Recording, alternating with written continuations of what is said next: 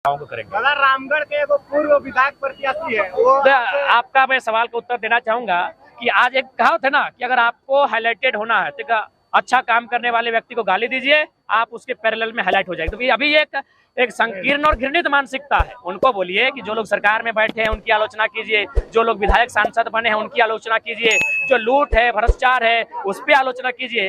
जयराम महतो पे आलोचना तब कीजिएगा जब हम लोग कभी संवैधानिक दायित्व पर आएंगे, इसलिए उन पर बात मत कीजिए। वे लोग संकीर्ण घृणित मानसिकता के लोग हो सकते हैं, उनसे हमारा कोई वास्ता नहीं है। वे लोग भी फले फूले, हमारी शुभकामनाएं। बेंगलोर में जो हमारे प्रवासी लोग हैं, मुख्यतः जो इंजीनियर्स लोग हैं, मैं एक लाइन बताऊंगा। पंडित बाल गंगाधर तिलक का एक स्टेटमेंट था, उनसे किसी ने पूछा था कि अगर भारत आजाद हो गया तो अब क्या करेंगे। उन्होंने कहा हम गणित पढ़ाएंगे। तो ठीक उसी प्रकार वो भले इंजीनियर है, लेकिन आज राज्य को उनकी जरूरत है, आज उनके दिमाग की जरूरत है, आज उनके स्ट्रेटजी की जरूरत है इस राज्य को। आप बिल्कुल, ये एक लोकतांत्रिक देश में बहुत बड़ा दुर्भाग्य है कि राजनेताओं को अपने विपक्ष से डर नहीं है। भारतीय जनता पार्टी को कांग्रेस से नहीं, जेएमएम को आजसू से नहीं, सबको डर किससे है? जयराम महतो से। हमारी चुनाव जीतने या हारने से उन्हें डर नहीं है, उन्हें उस विचारधारा से डर है जो 23 सालों में उन्होंने जो एक व्यवस्था बना के रखी थी, उसे उस विचारधारा ने चुनौती दिया है। राजगंज में भी 3 बजे रात तक लोगों ने फील्डिंग की हमारी सभा में, लोगों को आने से रोकने के लिए। अभी बाबूलाल मरांडी जी सभा कर रहे हैं, क्या आपने एक भी समाचार सुना है कि उनकी सभाओं में किसी ने व्यवधान उत्पन्न किया है? लोकतंत्र है, अपनी बातों को रखने के लिए सभी स्वतंत्र है। लेकिन आज राजगंज के बाद बागमरा की धरती में भी लोगों को यहाँ से आने के रोका गया। चौक चौराहे में लोग मॉनिटरिंग किए कि सभा में नहीं जाना है। तो कहीं ना कहीं ये लोकतांत्रिक देश में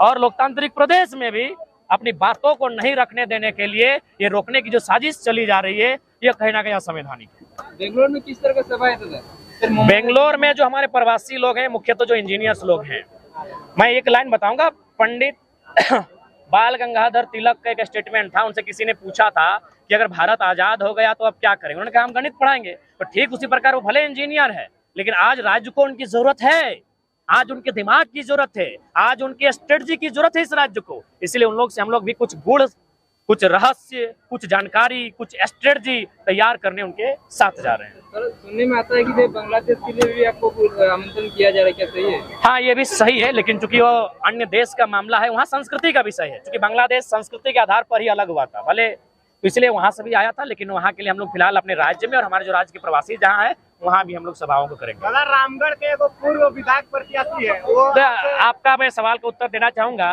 कि आज एक कहावत है ना कि अगर आपको हाईलाइटेड होना है तो अच्छा काम करने वाले व्यक्ति को गाली दीजिए, आप उसके पैरेलल में हाईलाइट हो जाएगी। तो अभी एक संकीर्ण और घृणित मानसिकता है। उनको बोलिए कि जो लोग सरकार में बैठे हैं उनकी आलोचना कीजिए, जो लोग विधायक सांसद बने हैं उनकी आलोचना कीजिए, जो लूट है भ्रष्टाचार है उस पर आलोचना कीजिए।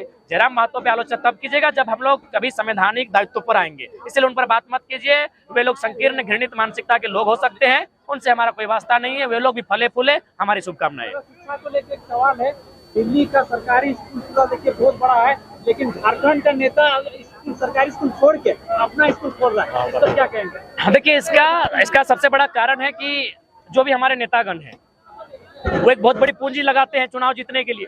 इस बात को हम लोग को मानना होगा।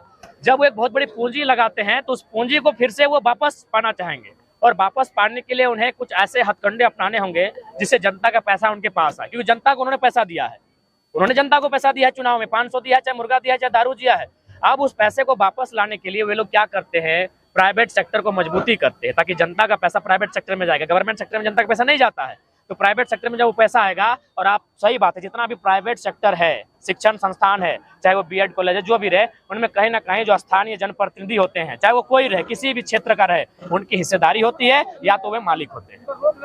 रोक लगना चाहिए, इसका एक विधेयक बनना चाहिए विधानसभा के भीतर, केंद्र में बनना चाहिए, शिक्षा नीति एक बननी चाहिए, जिसमें से गाइडलाइन का अनुपालन करवाने के लिए, जैसे हम लोग एक गाइडलाइन अनुपालन करते हैं कि सांसद विधायक लाभ के पद पर नहीं होगा, तो उनका भी कोई स्कूल कॉलेज उनके नाम पे नहीं होगा। सीधा बात है,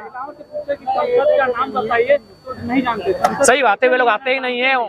वे लोग ना यहाँ आते हैं ना दिल्ली में सवाल करते हैं, वे 5 साल अपना पार करते हैं। और बोलिए बाकी सबको जोहार। मीडिया लोकतंत्र के चौथे स्तंभ को, क्योंकि आज बागमारा की धरती है, मैं चाहूंगा हमारे बयान को लेने के बाद यहाँ जो विस्थापन की समस्या है, यहाँ जो पर्यावरण की समस्या है, यहाँ जो कोयला पर जो कब्जे की समस्या है, उस पर भी आप लोग अपने न्यूज चैनल में स्थान दें। आपका बहुत बहुत धन्यवाद, आपका जोहार। और अगर हम लोग से कोई त्रुटि हो, चूंकि आप लोग मीडिया जगत से लोग आते हैं, उस त्रुटि को हम लोग को सजेस्ट कीजिएगा, हम लोग स्वीकार करेंगे। जोहार।